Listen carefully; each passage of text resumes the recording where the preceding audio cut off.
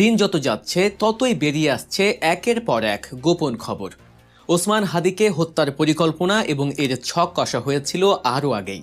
কখন, কোথায়, কিভাবে গুলি করে কোন রুট ধরে পালিয়ে যাবে, এর সবই ছিল পূর্ব নির্ধারিত। এই ঘটনায় এক দুজন নয়, নানা পর্যায়ে জড়িত আরও অনেকে। কোন রুট ধরে কিভাবে রাজধানী ছেড়েছে সন্দেহভাজন ফয়সাল আর আলমগীর। আজকের বিশ্লেষণের মূল বিষয় হাদিকে হামলা নয়, মূল বিষয় হলো হামলাকারীরা গুলি করার পর কিভাবে শত শত সিসিটিভি আর পুলিশি চেকপোস্টকে বৃদ্ধাঙ্গুলি দেখিয়ে ঢাকার জ্যাম ভরা রাস্তা পার হয়ে সোজা বর্ডার ক্রস করে অন্য দেশে চলে গেল।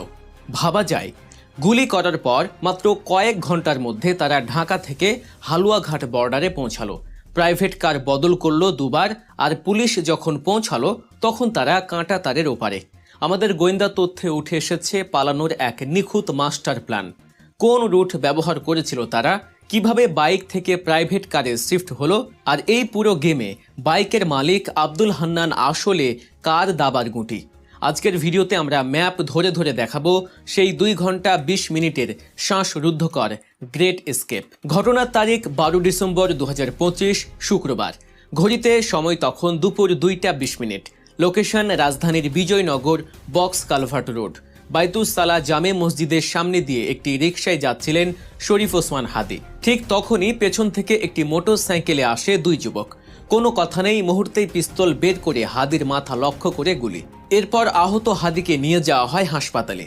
কিন্তু এর পরপরই শুরু হয় খুনিদের আসল খেলা, পালানোর খেলা। হামলাকারীরা জানতো গুলি করার পর ওই এলাকায় 1 সেকেন্ড দেরি করা মানেই জনগণের হাতে পিটুনি অথবা পুলিশের হাতে ধরা পড়া। তাই তারা এমন এক সময় বেছে নিয়েছিল যখন জুমার নামাজের পর রাস্তাঘাট কিছুটা ফাঁকা থাকে।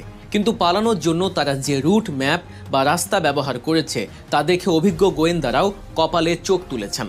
চলুন আমরা সেই রুটটা একটু ট্র্যাকিং করি। সিসিটিভি ফুটেজ বলছে গুলি করার পর বাইকটি ইউটার্ন না নিয়ে সোজা বক্স কালভার্ট রোড এবং মসজিদ রোডের সংযোগ সড়ক ধরে ঝড়ের গতিতে এগিয়ে যায়। তাদের টার্গেট ছিল মেইন রোড এড়িয়ে সরু গলি দিয়ে বের হওয়া। তারা বক্স কালভার্ট রোডের মূল সড়ক পার হয়ে চোখের পলকে ঢুকে পড়ে সেগুন বাগিচা এলাকায়। সেগুন বাগিচা থেকে বের হওয়ার জন্য মূলত 3টি প্রধান রাস্তা আছে। একটি চলে গেছে গুলিস্তানের দিকে, যেখানে সব সময় জ্যাম থাকে।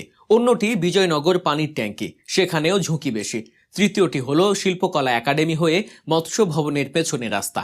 খুনিরা অত্যন্ত ঠান্ডা মাথায় তৃতীয় অপশনটি বেছে নেয়। ভিডিও ফুটেজে দেখা যাচ্ছে বাইকটি সোজা শিল্পকলা একাডেমি রাস্তা ধরে ভেতরে চলে যাচ্ছে।